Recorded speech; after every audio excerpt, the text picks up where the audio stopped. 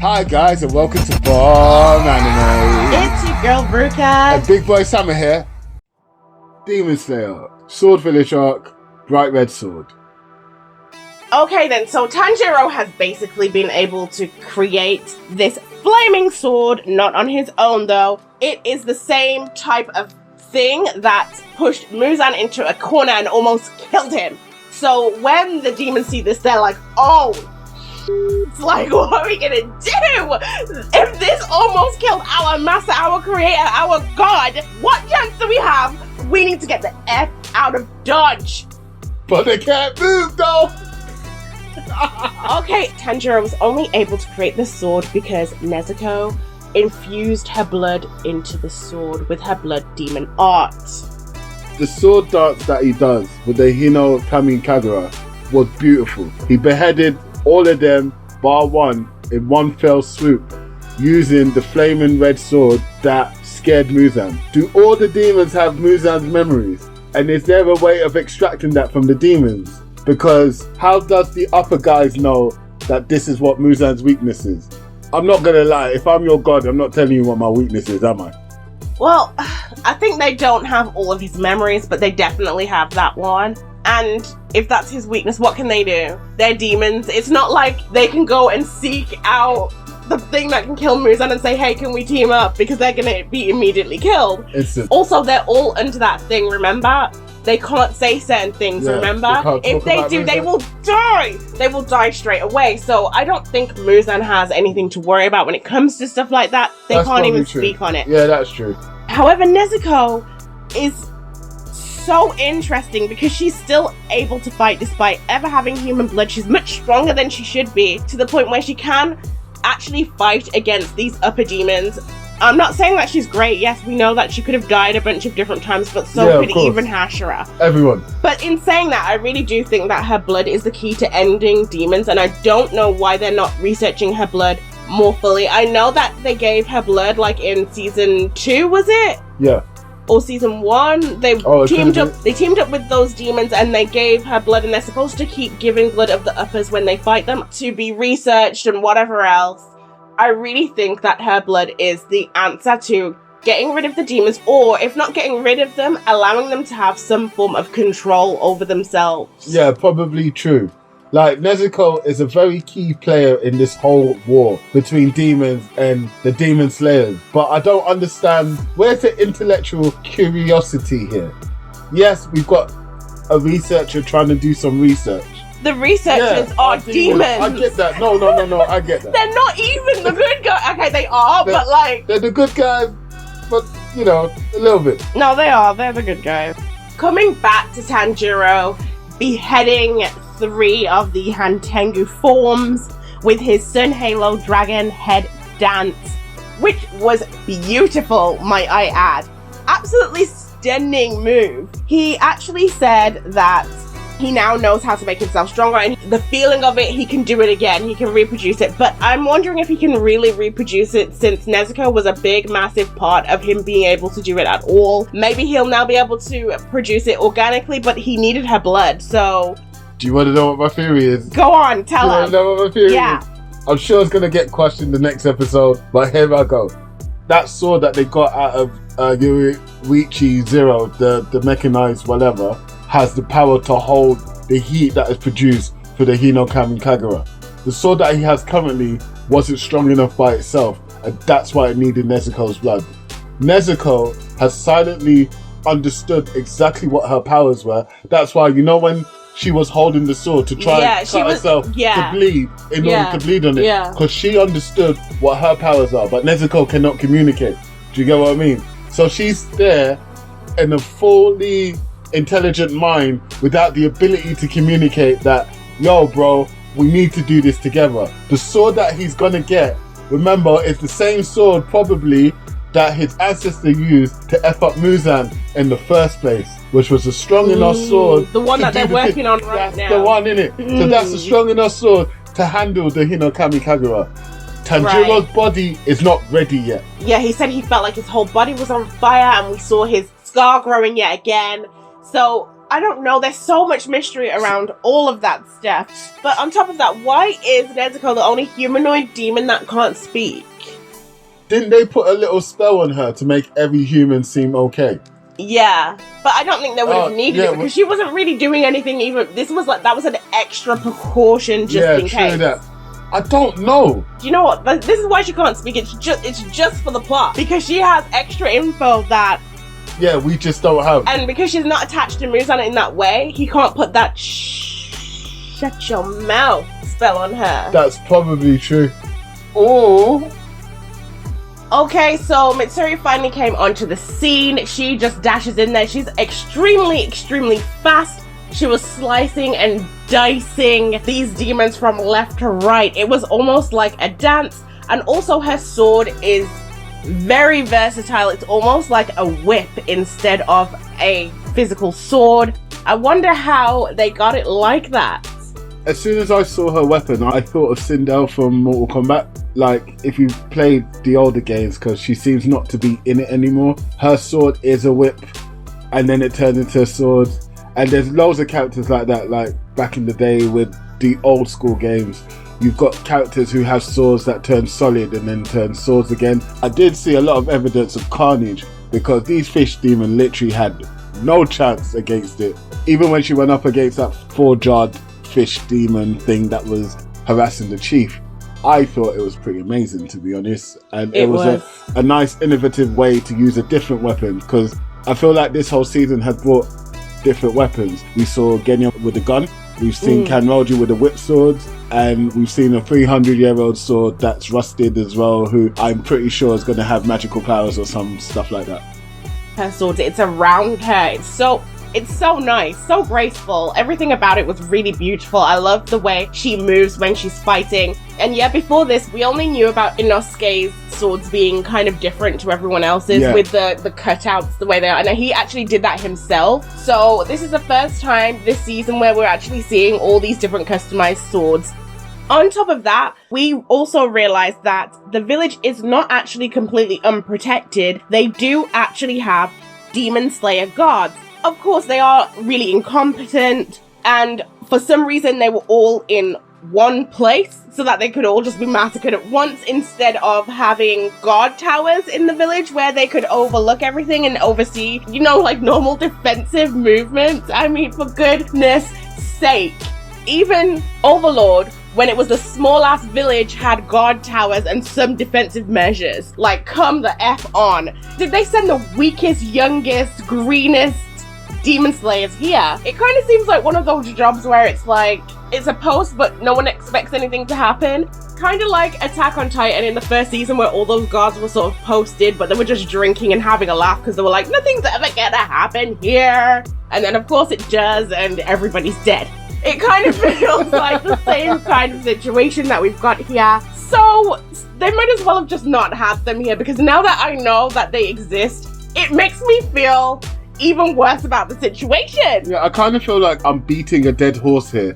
You have a whole village where your demon slayers are surrounded by wisteria plants, and yet you can't bring the swordsmiths into that village to be surrounded by wisteria plants. You can't keep them close by so that there's maybe 1 or 2 or 3 Hashira around to protect the one weapon that you use to defeat demons. Instead, you put the new recruits and the guppies to protect the chief of the village that has the weapons. I don't know what war you're fighting here, but you're kind of fighting superhuman beings here. Like, come on, take it seriously. I feel like there's only one person taking this seriously, and that's the guy who's trying to save his sister. And that makes no sense to me. I'm sorry. You've got Zenitsu, who doesn't care much to be a demon slayer in the first place, yeah? You've got a wild, boorish character who just wants to fight and go on forward. You've got a leader who is on his freaking deathbed. You've got Hashira dying left, right, and center. No one's beaten an upper anything in ages until Tanjiro and a Hashira got together at the same time to beat him. Rengoku is gone. Are you taking this seriously? Why aren't the Hashira doing the training? When was the last time you saw a Hashira with a new recruit? This is what I was just thinking. So with Muzan, right, he has his upper 6. He knows that when one of them dies, he needs to replace them. He says they're not complete until he replaces them. He needs to find someone else to take on that slot. Whereas with the Hashira, it's just kind of a, one died, oops. And on top of that, we've said this so many times, it seems so odd the way the Demon Slayers work. They're not recruiting. They're actually not recruiting. The only people that end up being Demon Slayers are people that have been touched by the demons themselves in their own lives. Like, they've lost someone and they've discovered it somehow, and then they train to become a Demon Slayer. They're not out here well, I guess Zenitsu was recruited because he did not want to do it. He was not having it. Here by force. You have no choice. You've got different forms doing different breathing techniques. I haven't seen anyone try to do more than one except for Tanjiro. And it's only because he knew about the Hinokami Kagura. And why haven't they got apprentices? Why haven't they got squads with them? Why is it just Hashira go here? Guys, I know you're enjoying this episode, but I know a lot of you aren't actually subscribed. So all you gotta do is just press the subscribe button. It's right there. Don't forget to ding that bell. Here we have Tokito learning the practical side of what Tanjiro said about helping others coming back and helping you. Because he's out here helping the swordsmiths and we're seeing the different connections, and then he also heard about what Tanjiro had said. He's opening up, and as he's opening up, it seems like he's also getting snippets of his memories as well. So I feel like Tokito is going to become more of a complete person, and his past is going to be somewhat, not resolved, but at least brought to the forefront so he can understand who he actually is as a person.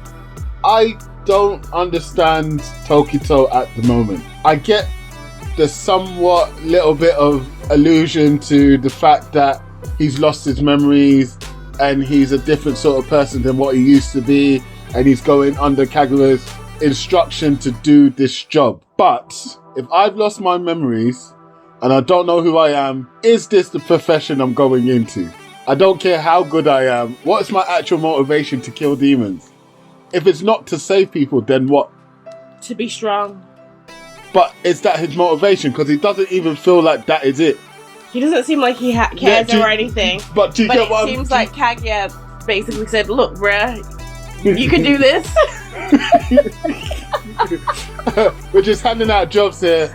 I mean, you know this war that we really don't care about. You said you wanted them to recruit. Now they're recruiting and you've got problems. No, like, leave. No, shut up. Yeah. I'm just trying to understand, what is Tokito's actual motivation to destroy demons? Why not just hightail it out of there and go live a good life? And I know we haven't been given the full story. I know there's probably more to it. I would say it's power that is his motivation, power and purpose, because we saw him looking down on everyone. He thinks that Hashira are like the be-all and end-all, and he is that. And everyone should serve him. That's the kind of attitude he had when he came into it. So, you know, whatever. Let's get into Yoko! Oh my god! Yoko appears in his urn. I don't care, I'm not calling it a vase. These are urns. It's death. Death in a jar. Death in a jar. He comes out into his urns, and we find out that not only can he suck people into it, suck out all of their blood, spit them out, mangled, he can also, oh my god, he can also do a science experiment with all the people he's sucked in and just fuse them together and create some kind of, can you even call it a chimera? No, you can't call it a chimera. Why because not? It's not mixed with different things, it's just humans. It kind of is. It is awful, and it seemed like they weren't fully dead because he was like twisting the swords in them and they were like groaning, and oh my god, it was hideous. He can produce these urns. Not only can he produce them, but he can teleport from one to the other. And he seems to be able to teleport the urns anywhere he kind of feels like. Right! I see Gyoko as an artist. No! No. Hear me out. Gyoko is an artist. It just happens to be the medium that he uses is pain, suffering, and sadistic nature. He doesn't care too much about anything else. What was his task? To create disruption and come in and F up the village, right? I think it was to eradicate all the swordsmiths so that okay, they can't fight them. Let's say you're correct that is his task. The moment he sees Tokito, rather than, going in for the kill, what does he do? He shows him his artwork. He's not even focusing on doing his job because Tokito would have been deaded. No, I don't agree, because Gyoko is not just sick, sadistic, he's also smart. He was watching Tokito and the swordsmith's approach. He also realized that they were going to the shack that was out in the middle of nowhere, and he immediately said, why would you want to come to this crappy little hovel out in nowhere? And on top of that, he said, oh, I didn't think you were gonna see me. So to him, it's not just about his art, because he does call it art, but this is also a game to him. Exactly. But on top of it being a game, he's also smart and observant. He already said, look, if you're hiding something, it must be important in here. But I'm gonna toy with you first, and I'm also going to show you swordsmiths, your friends. I'm not disagreeing with you.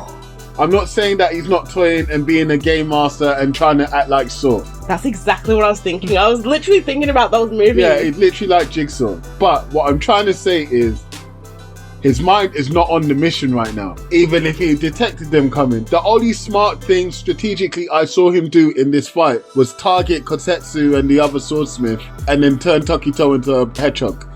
The little monsters he creates have their own little abilities, and these fish have these paralysis needles. What else can he do? It just seems like it's relentless with what he can actually do. Do you guys now understand why I call Gyoko Nightmare Fuel? He is actually literally the scariest demon I've seen in my life. He is only up a 5 as well. Like, this is just too much. Gyoko is just Nightmare Fuel.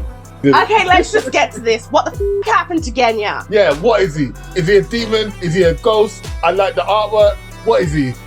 Okay, it looked like he just turned into a demon, but nothing happened that would make us think that he would have turned into a demon. Although, I mean, it's a transference of blood, so it could very well have happened. But then he does have this regenerative power that he was hiding. Why are you hiding it? You guys are all on the same team. He was lying about it and covering it up, and he was also trying to have secret meetings as well beforehand. Maybe he kind of is similar to Nezuko in a way. Yeah. But not to that extent. Or he just got turned into a demon at the last minute because he made a sacrifice in order to kill that demon. Or it happened after they met him the first time when they were doing the mountain thing, and before they met him this time in the sword village. That's when he turned into a demon. During a mission or something. And he's just been trying to control it this whole time, and is scared that if they find out that he's a demon, they're gonna kill him. Who knows, but I would like to find out.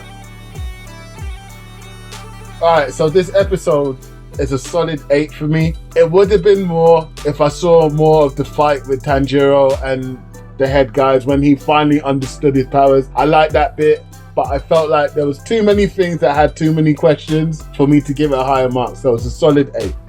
This one is an 8.5. I loved all of the beautiful elements that they put down on this. I do feel like Hantengu kind of died too easily for my liking. Like, I felt like he should have been more difficult. But apart from that, I really, really enjoyed this episode. There was so much going on with all of the characters. They did a really solid job on this episode.